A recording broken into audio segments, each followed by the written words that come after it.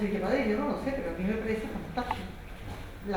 Se restauró, la colgamos y son dos joyas que ahora no lo va a explicar porque yo estoy encantada que me lo explique por fin, de los fondos de la academia, porque sepamos de verdad qué es lo que tenemos.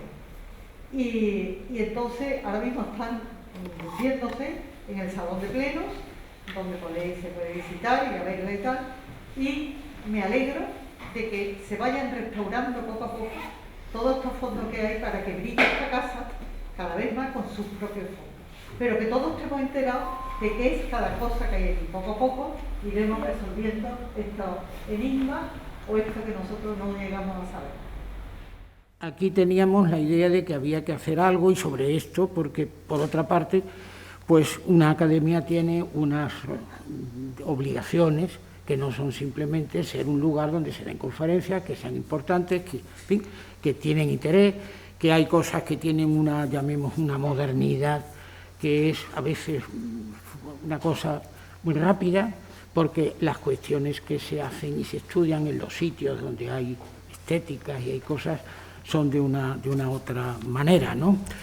Pero yo voy solamente la parte escrita en la cual está todo el argumento y están las cosas, y aquí hay alguna compañera que me ha dicho que ella no conocía y eso, que Pilar, y yo también sé que ha llegado una cosa diciendo otro compañero nuestro que va a salir aquí, porque es que ese compañero también había dicho algo a propósito de algo de lo que se va a decir. Yo iré paseando los motivos que están ahí, los que se van a ver. No va a quedar esa otra parte que yo le he dicho también a la presidenta, porque hablando antes, en otro momento quizás podemos repetirlo y podemos con mayor detalle. Yo tengo que agradecer, por cierto, que lo veo aquí, a mi hijo, que es el que técnicamente las cuestiones de eso, porque también conozco a personas aquí militares muy amigos míos, que yo también he hecho cosas allí y naturalmente tampoco yo no me pretendo con la edad que tengo. La edad no es otra cosa que tenga uno que sí, nadie hace con su edad, ¿verdad?, decir yo voy a tener tales o cuales, en fin, en situaciones normales. De modo que ustedes fíjense en el título, Reflexiones sobre dos antiguas rinconeras recuperadas en la sevillana Academia de Bellas Artes de Santa Isabel de Hungría. Reflexiones, o sea, reflexión, si se coge el argumento en los más, diríamos, documentos literarios y cosas, eso es una cosa que tiene que ser, haber partes, comparar, etc. Bueno, hace unos años, en tareas de remozamiento de la Academia, al revisar un trastero, tuvimos la suerte de que nuestra presidenta, Isabel de León Borrero, marquesa de Méritos, tuviera ocasión, una vez más, de ejercitar su experiencia y gusto por los temas artísticos, particularmente los referidos a nuestra institución. Acertó en disponer la recuperación de dos pequeñas rinconeras, es decir, pequeños estantes de figura triangular que se colocan en angulosos rincones de una habitación. Una vez repetida, aquí hay una sombra, una vez preparadas las dos piezas, fueron situadas en los ángulos de la techumbre de la sala de reuniones. Vamos a ver esto.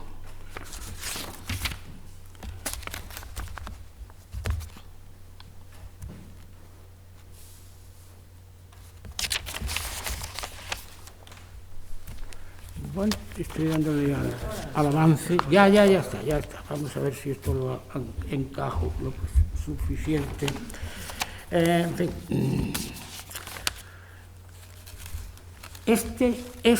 Esta es la pieza, y la pieza, digamos, en una situación que no se contempla que hay profundidad, porque esto es una cosa que ha servido para colocar encima cosas. Esas cosas, ¿cómo pueden ser? Pues pueden ser de tipo, diríamos, la cultura cambia a partir, además, del comienzo del 18, pues porque cambia también, ya los, diríamos, acabado Habsburgo y empieza otra fase de la historia de España. Y entonces eso se puede colocar después pues se pueden ahí colocar cosas, se pueden poner pues, texto de tipo cuestiones de tira.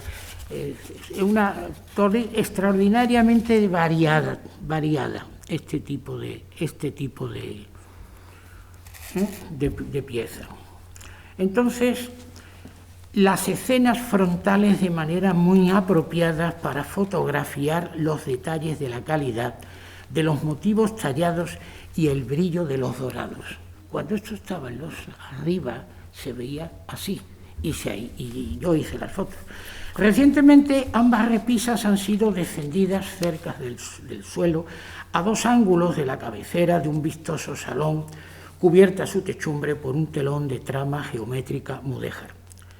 La cercanía de las piezas, al estar muy encajadas en los ángulos, casi en el suelo, dejan ver la tapadera de madera de perfil recortado que impide la visión completa de la primordial función sustentante de estos muebles de múltiples estructuras. Por el momento debe señalarse que carecemos de cualquier tipo de información sobre la procedencia de estas piezas, quién las trabajó o cuál fue el motivo de llegar a la Academia Sevillana. Lo cierto es que la calidad plástica de la Rinconera responde a los mejores efectos de vigor de la tradición de los retablos y las manufacturas lignarias españolas. Hemos sido un país especial con la madera y haciendo cosas con la madera. La estructura que articula el pedestal enlaza con inmensa habilidad sus elementos y remata con formas admirables la atrayente inventiva. El espacio manipulado se distribuyó en un interior ahondado desde 3 planos rojizos, de donde brotaban tallos ondulantes surcados de líneas vibrantes unidas a minúsculos joyeles de madera. Fíjense que hay muchos motivos pequeños que están por ahí, que están identificados, que se pueden relacionar, porque la historia del arte no es simplemente que esto es esto de aquí, esto es de allí, sino de dónde ha surgido. Porque los artistas, al principio, se entendían que era gente habilidosa, pero el arte y todo lo relacionado a partir de la época, no solo moderna, digamos, también con España entrando en eso, no vayamos a pensar que todas las cosas donde se han creado cosas y se han avanzado en cosas son extranjeras. Nosotros hemos tenido siglos, el XVI sobre todo, creativo. Y entonces, una de las cosas que se ven ahí, por ejemplo, fíjense que hay como un ramito de tubos, hay a la parte de la derecha, en fin, yo lo tengo aquí, hay un piquito ahí, aquí, no sé si vendrá ahora, sí. Esta es la cabeza de esto. Aquí se ve a la izquierda. A la izquierda hay una cosa que son, pues saben ustedes eso dónde está, y hay un motivo de eso que son, vamos a ver,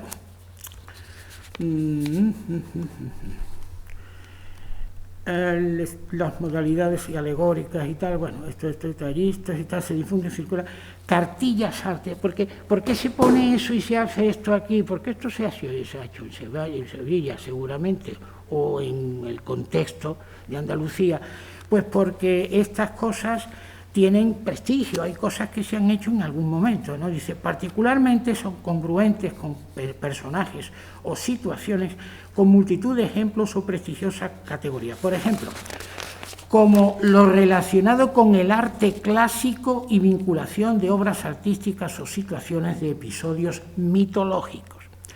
Esto es verosímil referido, por ejemplo, a los haces de tubos alusivos a los chorros de agua. ¿Cómo se puede representar con madera y como el agua? El agua así se puede hacer y se hacía bien. El motivo del fingir el agua derramada por los canutos circuló en estampas y en cartillas artesanales con dibujos atractivos de cornucopias adornadas en sus extremidades por los bastoncitos. Es muy conocido que en el monumental zócalo escultórico alemán del Zwinger de Dresde, que es una pieza extraordinaria, en su perímetro numerosos sátiros sonrientes en función de atlantes en el gran patio central, obra de Per Moser, una gran figura, evocan a la Arcadia feliz. ensueño de las élites culturales del siglo XVIII. La mentalidad del XVIII entra y introduce elementos que no son exclusivamente o lo propio o lo religioso, o que hay cosas religiosas que se pueden insertar en una nueva visión. El disfrute de los pequeños cilindros que fingen la caída del agua se une a los pájaros, las flores, hay de esto de todo, la música del pastoral, bueno, eso no está, pero el caramillo que también llegó a los motivos ornamentales andaluces, que también eso está en otro, como vamos a ver ahora algo. Respecto a la variedad de minuciosos motivos ornamentales, además de simbólicos, citemos lo visible en el borde del perfil móvil del remate de la escena. Bajo de la cornisa se ha adosado, vamos a ver si hay suerte, este es el esto, aquí, se ha un largo cuello y tal, y entonces sea una especie de oca o de ánsar arqueado de largo cuello y restante cuerpo cubierto de plumas y una cola de fino rayado. La posición de ambas rinconeras se contrapone, son dos siempre, a las llamativas palomas muy antiguas dibujadas en compartimentos decorativos, por ejemplo, cosas de sitio, suelos. Al paso del tiempo deberán representar una indicación de sugerir atención hacia los llamativos sátiros. En la condición mitológica habitual, los sátiros compañeros de Baco son seres con figura híbrida, semi-animal, con patas, orejas y cuernos de macho cabrío y cola de caballo. Los llamativos sátiros han sido esculpidos con una cumplida técnica para destacar su condición híbrida. Plenamente cuidadosa aparecen las diferencias que anatomizan los elementos de la mezcla. Los rostros desprenden un gesto privado y largo y ondulante.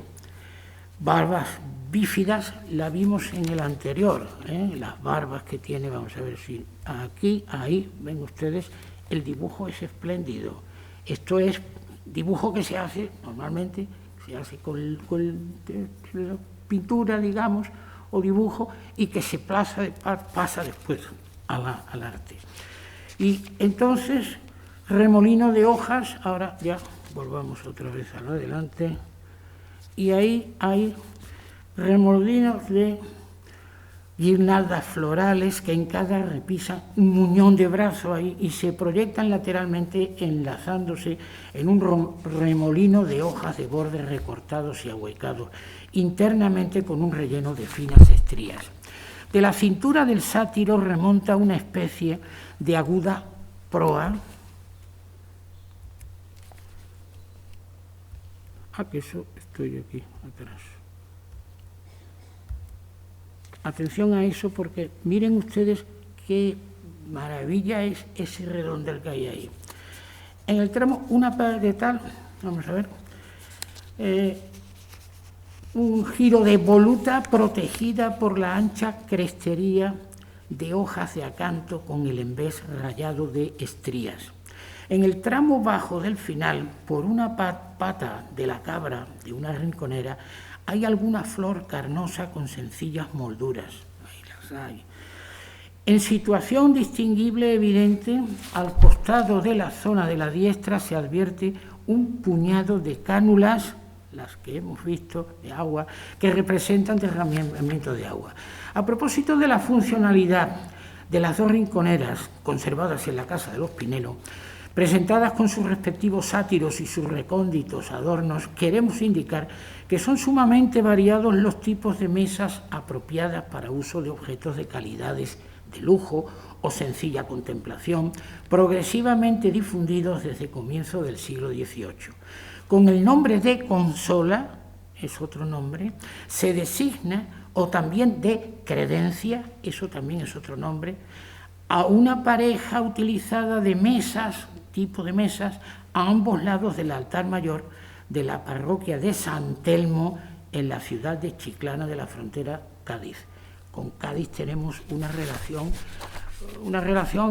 continua, pero que llegó un momento, algo diremos por aquí, que en el 1717 se cambia donde se está, el sitio donde se mueve toda la economía del descubrimiento de América, y el Guadalquivir no aguantaba el tipo de circulación por su lecho, y entonces se pasa a Cádiz.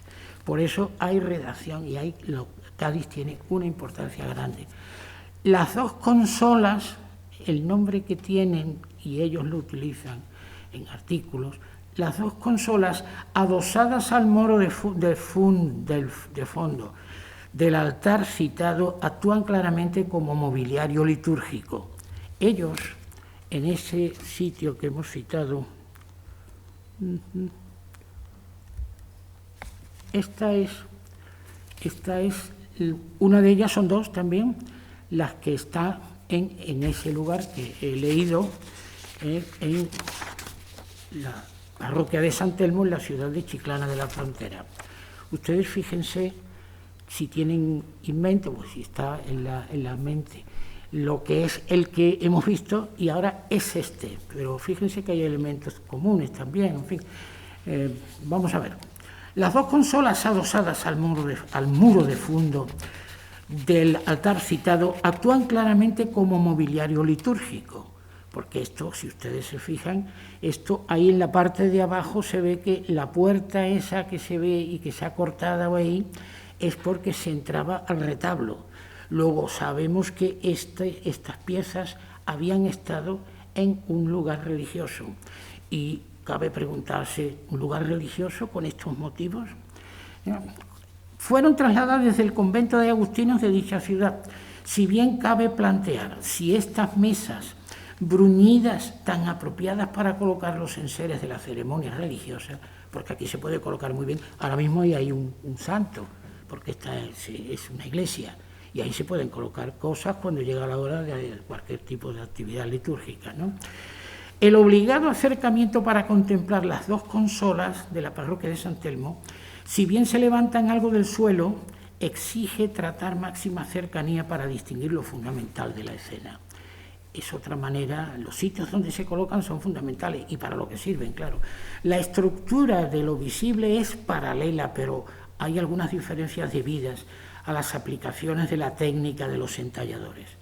En el fondo de un triángulo ligeramente avanzada, de un oscuro hueco en el centro, rodeado por varios motivos, todo ello tapado por un plano articulado por un ondulante trazado hasta tocar la pared del altar.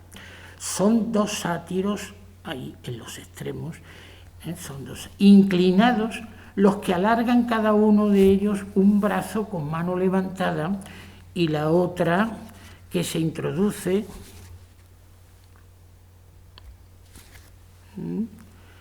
fíjense que es muy confuso y muy complicado, pero tiene mucho interés por varios motivos. Todo ello tapado por un plano articulado por un ondulante trazado hasta tocar la pared del altar. Los sátiros, cada uno alarga un brazo con mano levantada. La foto no es completa, pero se ve. Y la otra que se introduce en el oscuro hueco central. Podría decirse que los dos sátiros se estiran para mostrar su fisonomía superior en la seguridad de la novedad de que sus fragmentos de trozos de cintas están ya tratándose con estilo rococó en cuanto al tipo de manejar los motivos y las figuras también. En el quicio de cada línea frontal, dos repulsivas cabezas con torso alado desplegado y extrañas y repelentes en algunos aspectos, con grados de rareza y de ofuscación que recuerdan gárgolas y hasta capiteles medievales. Las cabezas con las que ya, qué diferentes son la cabeza que hemos visto en el lugar que tenemos nosotros aquí, en nuestro sitio. Las sorprendentes consolas gaditanas han sido estudiadas por nuestro compañero de academia y catedrático universitario de la Facultad de Bellas Artes, Alfonso Freguezuelo, al cual yo aludí él no vamos, él se excusaba, pero él no sabía que él iba a salir aquí, en una amplia revisión y estudio de la actividad del artista portugués Cayetano de Acosta. Sabemos que era Cayetano de Acosta. En sus viajes y labores en Cádiz, Sevilla y otros lugares, llegó a la conclusión que estimamos acertada, yo la comparto, de atribuir la consola de Chiclana a Cayetano de Acosta, en los últimos momentos de su etapa gaditana hacia 1745-50. Y trabaja, por supuesto, este escultor aquí también, claro. Un detalle con una incluso muy confusa, quiero decir muy confusa, porque si se fijan ustedes, incluso a mí Emilio me hizo ese rideano ahí rojo, es que tiene todo el muslo lo tiene descubierto. He visto en algunas de las cosas relacionadas con la mitología que una de las situaciones, que son infinitas, de uno de ellos, de las personas importantes, de los estos, es que se rompe esa parte del cuerpo, el pellejo. Aquí está precisamente con nosotros una también compañera de la casa, que seguramente sabe algo mejor para eso, pero esto tengo la referencia, pero es muy complejo poderlo poner todo. Las sorprendentes consolas gaditanas han sido estudiadas, bueno, ya se ha dicho eso, en sus estos de la etapa gaditana. El artista portugués, porque Cayetano de Acosta, lo hemos hispanizado, pero era da Costa, y este es el nombre. El artista portugués, nacido en nuestro vecino país, pero alcanzado muy joven, con importante nivel creativo en Sevilla, entra con otros tantos compañeros en ajustarse a la enorme complejidad y riqueza estética del nivel artístico protagonista desde la decisiva presencia e intensísima actividad en Sevilla de Jerónimo Balbás. La figura clave que tendríamos que estudiar casi como algo solo es una figura que es este hombre, que es una extraordinaria obra, eso es un verdadero genio, y que ya veremos las cosas que ocurren con los genios, y nosotros podemos quizás decir que dentro de toda la visión que implica, que tiene que implicar también las cosas de Italia, las cosas de Francia, incluso a las alemanas, que yo conozco bastante, es de primera categoría, Balbás, que por supuesto sabemos que aquí ha hecho tan importante y tan difícil meterlo en la visión y en los contactos de las obras de arte de ese tiempo, es que resulta que había venido aquí muy pronto y llegó, y en el 17, en 1717, la fecha que he citado antes, en el siguiente se va a México. Y se va a México porque es que estamos hablando del imperio. Eso había un imperio que ya estaba entrando en una nueva visión y una nueva situación de carácter político, pero que cuando se ve, y las fotografías, en fin, si acaso saco alguna, aunque yo le he dicho a la presidenta que íbamos a estar en un tiempo bueno, ¿no? Entonces, unos proyectos, digamos que esta llegada aquí de Balbás tuvo un enorme espacio de absorción gracias a su genialidad. Yo no suelo utilizar palabras así en cuestiones estéticas o en cuestiones artísticas. La genialidad del genio, porque eso se ha muchas veces desgastado. Esta la utilizo con toda, por lo que entiendo, con toda realidad.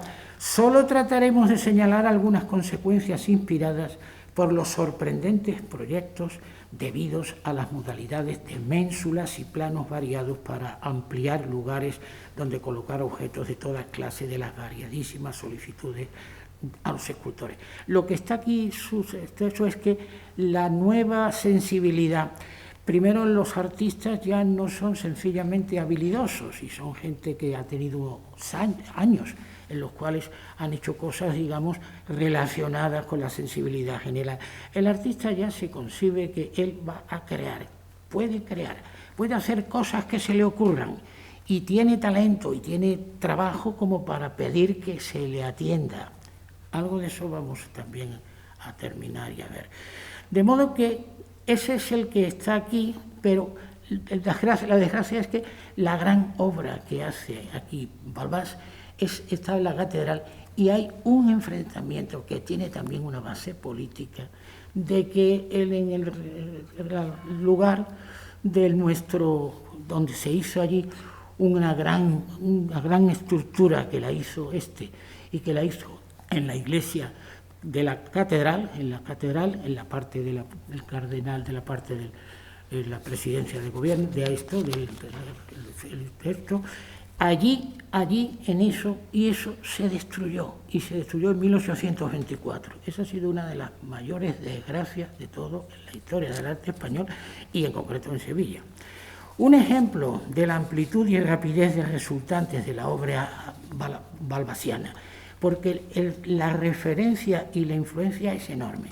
Cuando llegaba a Sevilla Cayetano de Acosta, en 1729, hacía 12 años ya, 1717, que se había embarcado para México, Balbás. Y se podía uno preguntar, pero ¿y qué fue en México? En México fue verdaderamente un enorme... Hay inmensa, alguna fotografía, a ver si dentro de la que hemos dicho, pero esto será un poco al final. Ahí se hace el mejor retablo que hay en todo México, y de México pasa prácticamente a casi toda la parte sur de Hispanoamérica. Entonces, esto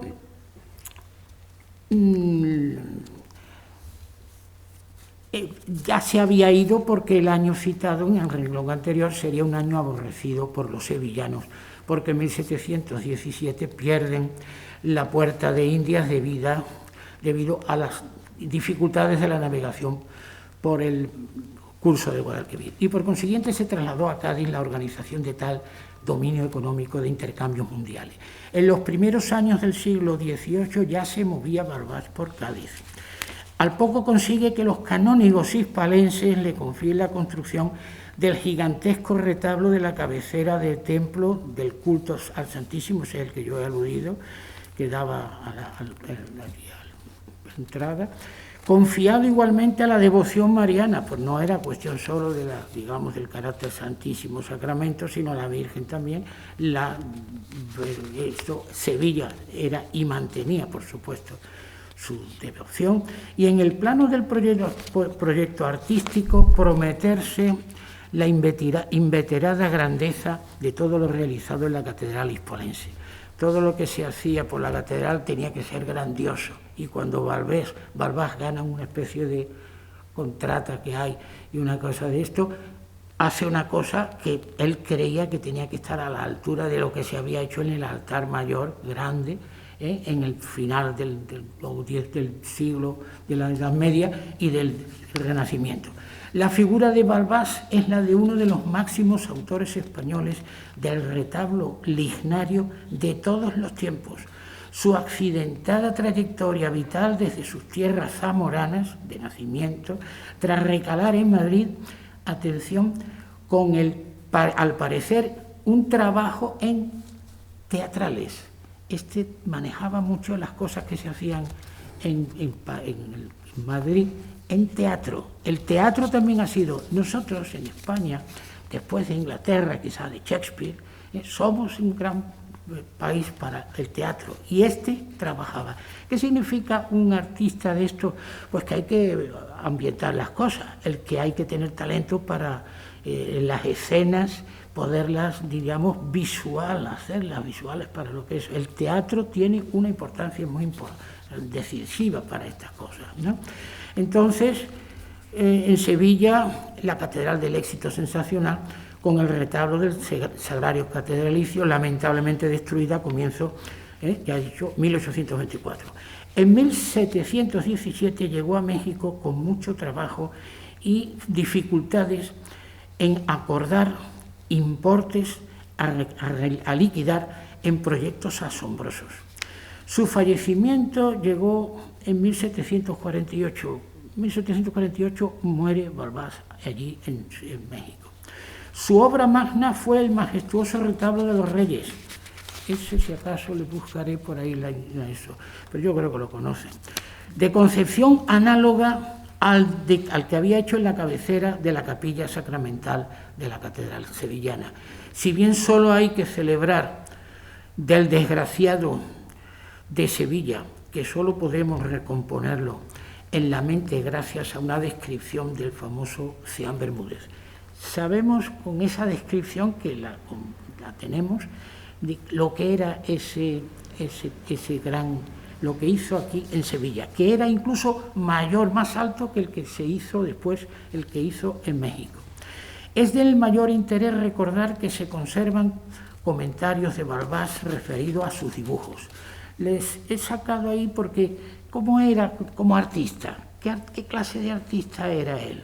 Porque muchas veces hemos dicho, claro, tenemos algunos que son, bueno, tenemos Velázquez, tenemos Goya, pero en esta manera, él que llega, y además hay mucho dinero en México. Lo que pasa es que en México le discuten los dineros cuando se hace, que se va a hacer una cosa. Y entonces él hace un boceto. ¿Pero qué pasaba entonces? Verá.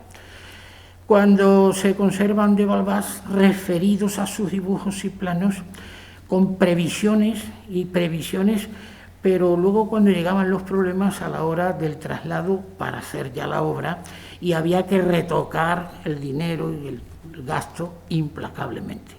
Un ejemplo significativo es el ocurrido en 1747, año anterior de las conversaciones con las monjas concepcionistas de México, en un párrafo sobre el carácter del enfoque del proyecto.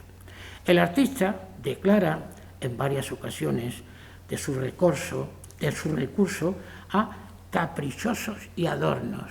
El capricho es una palabra que tiene mucha referencia en el arte. El capricho es además un tipo de, digamos, de creatividad, que a veces es difícil y otras veces a lo mejor no es a propósito, que ilustraban la traza. Caprichos, le está diciendo a las monjas, yo hago estas cosas, pero tengo yo caprichos y adornos. Por supuesto, lo que va a hacer con las monjas es una cosa extraordinariamente potencial de todo lo que significaba la patrona, etcétera, etcétera.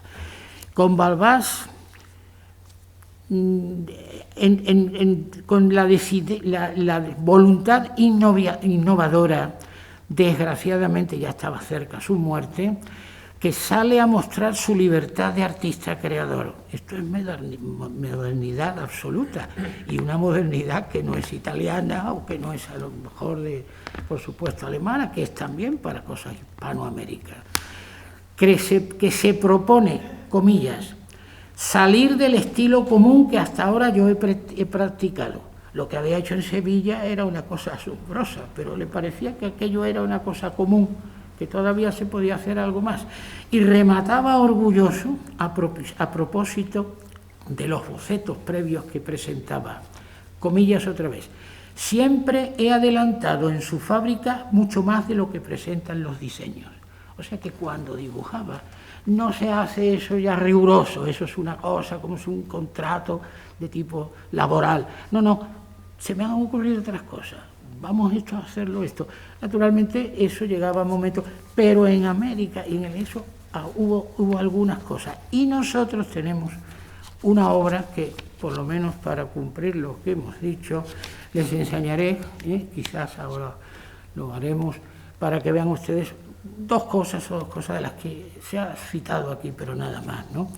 Entonces dice que eso, que ya él siempre ha hecho mucho más de lo que presenta su diseño.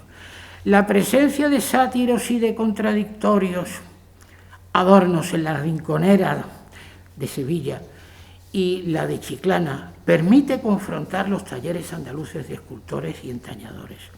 Llama la atención el amplio repertorio de libros extranjeros, estampas de motivos ornamentales, muebles foráneos, tejidos y variados impulsos, esquivando subsistencias de normas gremiales, lo gremial se está quedando ya atrás, a la búsqueda de nuevas cuotas de novedades. Afición creciente por los personajes de la cultura mitológica, difundida desde el Renacimiento, pero con creciente apreciación de la literatura de la antigüedad. Es conocida la actitud cristiana, atención, de asimilar dichos valores culturales en todo lo que no afectase a la ortodoxia doctrinal. La Ratio Studiorum, o plan de estudios jesuíticos, cultivó con éxito la incorporación a su enseñanza de contenidos de las técnicas retóricas y algunos personajes y situaciones considerados ejemplares de la literatura clásica. La extraordinaria riqueza de los planes de estudio comprendía el obligado dominio interpretativo de los libros bíblicos, junto a temas mitológicos incorporados con voluntad universalista, a técnicas de predicación y apertura a modalidades del gusto tomados de elementos mundanos. Por todo ello, en el cultivo de prácticas de elocuencia inspiradas en los grandes maestros de la antigüedad, abundan las repeticiones sobre el Monteplindo, los Campos Elíseos, Argos, Febo, Amatea, diferentes dioses, los Lares, los triunfos romanos, el pintor griego Timantes, los Escipiones, los Atlantes. Los artistas más cultos y solicitados manejaban en los obradores materiales como los citados. Es el caso de las anotaciones del inventario tras su fallecimiento del mejor pintor sevillano de la primera mitad del siglo XVIII, Domingo Martínez, pintor sevillano, pintor. Se sucedieron numerosas sesiones para inventariar el cúmulo de toda clase de objetos almacenados en el taller del pintor citado. Entre los libros inventariados figuraban varios ejemplares de afamados inventores. Junto al obligado ejemplar de la arquitectura de Viñola había que, como siempre, los clasicistas estaban siempre, este es el modelo, hay que hacer las cosas como la hizo Viñola y algún otro más.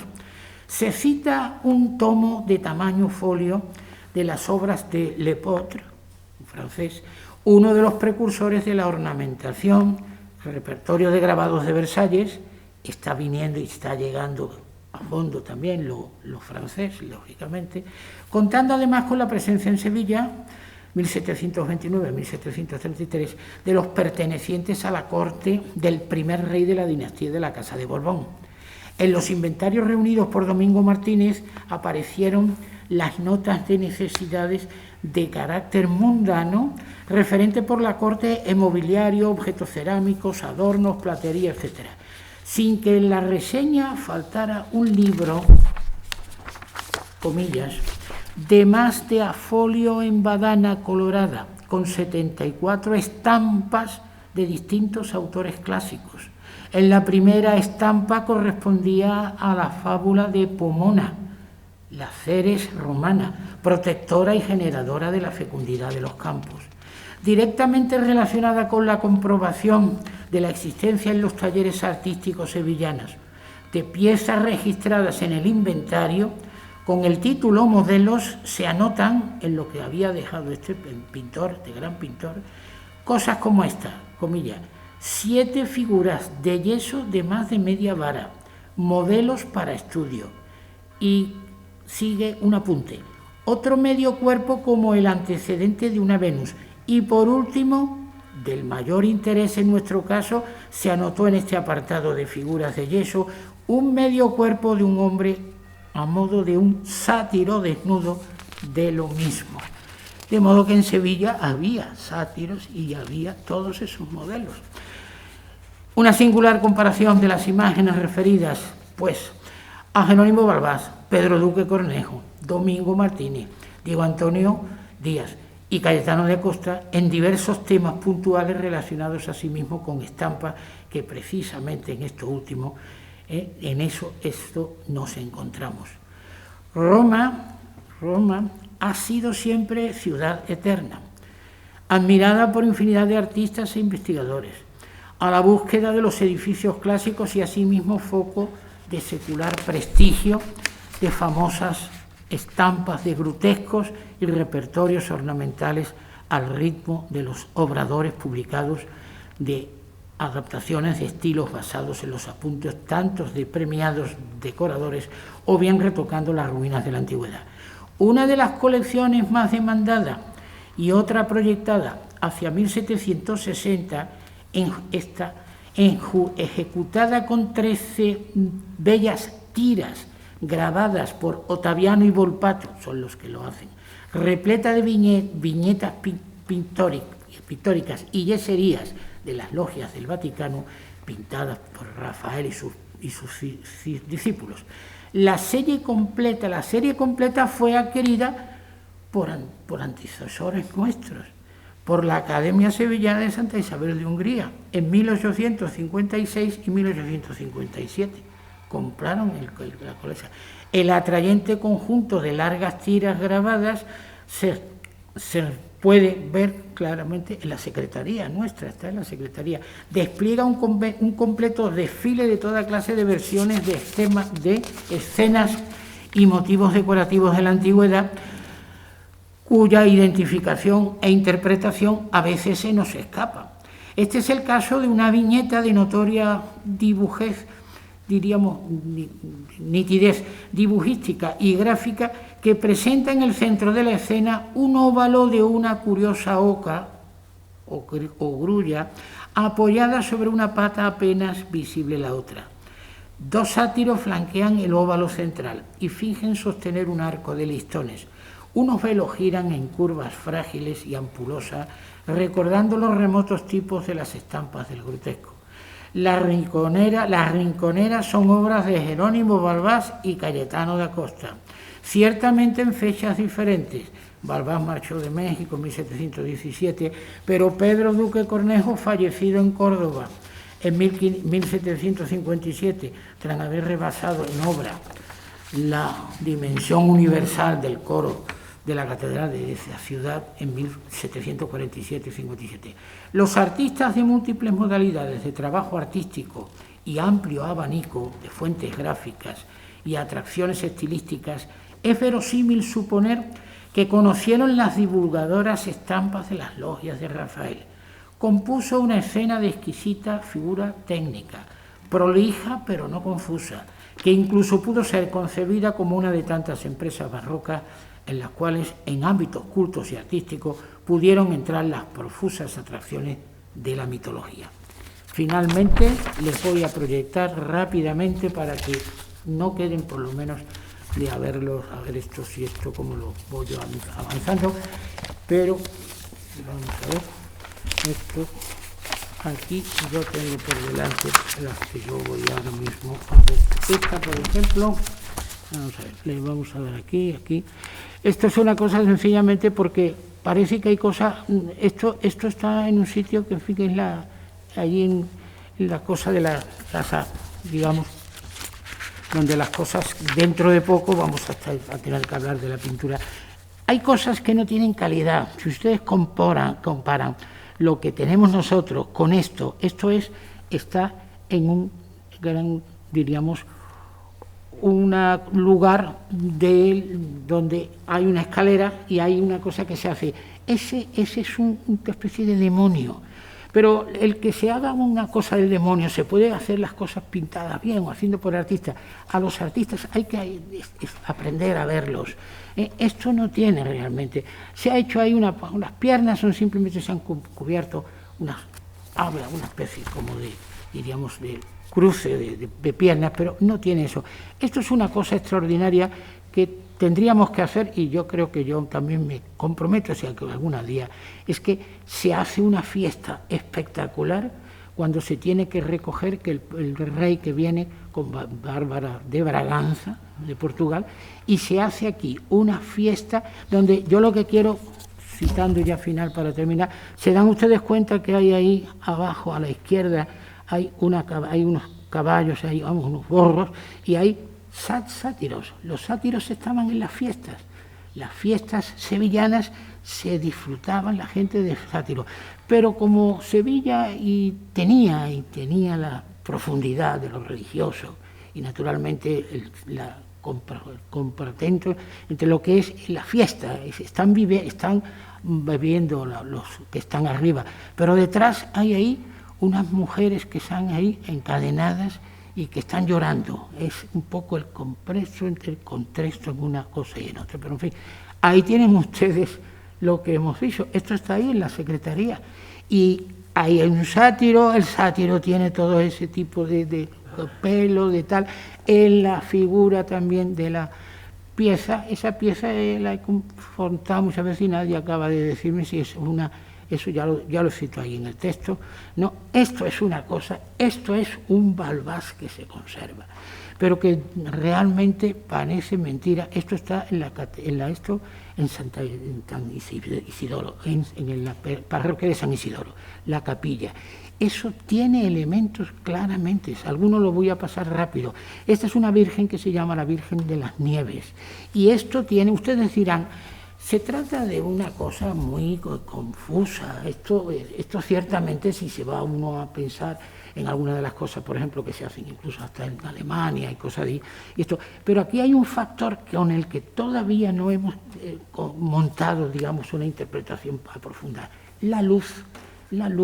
Eso que se ve en la fotografía, se ve oscuro, pero todo eso tiene ventanillas.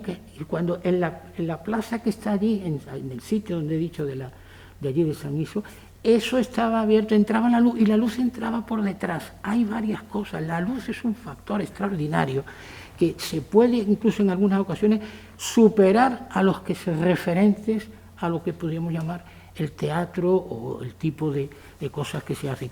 De ahí yo lo traigo, fíjense si hay cosas ahí que decir, pero yo les señalo, en fin, aquí hay la Virgen, esa Virgen que ya he dicho, y luego está San Sebastián y luego San Roque. Estos son anteriores, pero se han utilizado ahí también, ¿no? Pero yo lo que quiero es que eso es un detalle donde se ven lo que son. Estas son las piezas que se han pasado a Italia. Esta es una de las grandes cosas que hace Balbás. Y Balbás aquí, vamos a ver, la forma de estípites ya están ahí presentadas aquí. Y eso está en una fecha. Esa fecha es anterior, antes de que se vaya, claro, como es natural. Y eso tiene una categoría extraordinaria. Estuvo a punto de las obras, yo eso tuve ocasión de decir, esto hay que respetarlo. Todas las clases que he hecho yo, sobre todo en cosas de doctorado, he conseguido, con ayuda, por supuesto, gracias, efectivamente, aquí, para poder, con las escaleras se va subiendo, y arriba donde hemos visto esto, ahí hay un niño Jesús, pero eso del niño Jesús se ha puesto después. Lo que se colocaba ahí era la custodia, y cuando se llegaba a las celebraciones de tipo C de esto, entonces imagínense ustedes que no son luces como son las luces que tenemos nosotros, sino que ahí hay sitios con todos esos para poder iluminar. Eso es un factor que naturalmente. Miren un detalle que creo que puede ser interesante también para cerrar. Ustedes si han podido, que hemos ido un poco rápidos y eso, ustedes se dan cuenta de lo que tiene. Primero, el niño es un vestido espléndido. Esto es Balbás. Las flores esas grandes que se ven por ahí arriba, esas son las que aparecen aquí en lo que, muy medido, lo que tenemos nosotros aquí en nuestra casa, pero desde luego en lo que hemos visto de aquí de Cádiz es así. Después, la parte de abajo, la curva que tienen las platas esas, son extraordinariamente, es una obra que es suya y que la conservamos aquí. Este es extraordinario, y esto tiene una grandeza, tiene además una elegancia. Se trata de un inmenso gran, seguro que lo conocen porque esto es México. Siempre esto es el primer cosa que se ve, las cosas, ya hemos hablado del tipo de los estos, aquí, de los estipetes, pero aquí ahora hay unas fotos que mi hijo me dijo, esto es una foto de un alemán que fue allí a México, y en blanco y negro, la calidad donde aparecen elementos, no voy yo a detenerme, pero si se fijan ustedes, por ejemplo, una de las cosas que hemos dicho así al paso, que se colocan también cuando se descubren, cuando se trabaja con el impacto que se quiere en lo que se hace en la figura, por ejemplo, de santos, esos santos se sacan, no se meten dentro. Nosotros acostumbramos muchas veces a que sabemos que los lugares donde colocarlos, eso a las figuras, los santos, estamos en una cosa religiosa, pero se aprovecha también de que esa capacidad de colocar ahí unas ménsulas para colocar santos y eso, esto es el retablo de los reyes. ¿Por qué se llama? Porque están ahí reyes y reinas de toda la historia, diríamos, de todo lo que había sido los Habsburgos, claro. Detalle, la calidad de las fotografías son muy buenas, la imitación incluso, porque en muchos casos son referencias pictóricas solo de las piedras. Esto es muy interesante, que también por eso lo traía y eso. ¿Se dan ustedes cuenta de que ahí en la parte baja lo que hay ahí es como si estuviéramos algo viendo como lo de Cádiz? Eso lo que pasa es que sirve para, esto se convierte en un altar. Y ese altar, la Virgen del Voto, y otra que está aquí a la derecha, es el que está en el sitio. Aquí lo encontramos además para la, digamos, una de las grandes aportaciones de otros de esto, Virgen del Voto, que ya hemos visto, y después también tenemos a Vicente Bengoechea, y luego ya esto es el Salvador, ya la entrada del Salvador al sitio donde está el Cristo de Pasión, y eso se incendió, y eso con esto, aunque no creo yo que vaya a ser, es una cosa que nos imagine. Detalle de eso también, esas curvas, todas esas cosas, todo eso tiene este pico, esta especie de pico de arriba, que incluso tiene un nombre, algunos de los escritores han dicho algo así como si fuese una especie, diríamos, de punto de pinto, un pincho, algo así, se coloca en la figura, pero sobre todo, esta fotografía quizás es poco conocida. Desgraciadamente, esto es, en 1905, el incendio, porque se había dejado unas flores, unas figuras ahí y cosas, y este tipo de factor es realmente, no sabemos bien quién es el que lo inventó, pero está claro que en la invención de eso era algo que estaba ya desarrollándose ya de forma también, un poco de forma en fase ya quizás final. Esta es la gran figura del gran retablo de este sitio que hemos dicho, ¿no? Entonces, si ustedes se fijan, hay una especie como de corte. La parte más avanzada, la parte más espectacular es la de arriba, porque aquí hubo problemas porque se quisieron, aquí en El Salvador, se quería que hubiese sitio y que no hubiera nada de sacar para afuera cosas y tal, pero por último, con eso ya también, ya vamos un cuarto de hora más. Entonces, lo que quiero decirles, ustedes se dan cuenta que tenemos aquí la representación del momento de Jesucristo cuando se descubre con toda la belleza, la fuerza de la luz, y ahí el gesto que tiene el Señor es exactamente el gesto del Longinos de el modelo fantástico, extraordinario del mundo.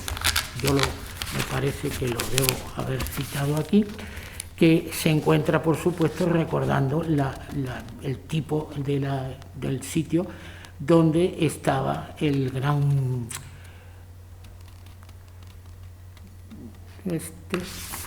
Longinos, que hace el gran escultor Felipe Neri. Bueno, está también Felipe Neri. Esto, vamos a ver, un momento. Cayetano de la Costa, que está efectivamente ahí en El Salvador, y ahí está ya finalmente lo que pudiéramos decir, la última cuestión relacionada con esto, que en otro momento y con muchísimo quizás más, en otro tipo de planteamiento y de esto, podríamos nosotros hacerlo. Así que hemos terminado. Muchas gracias.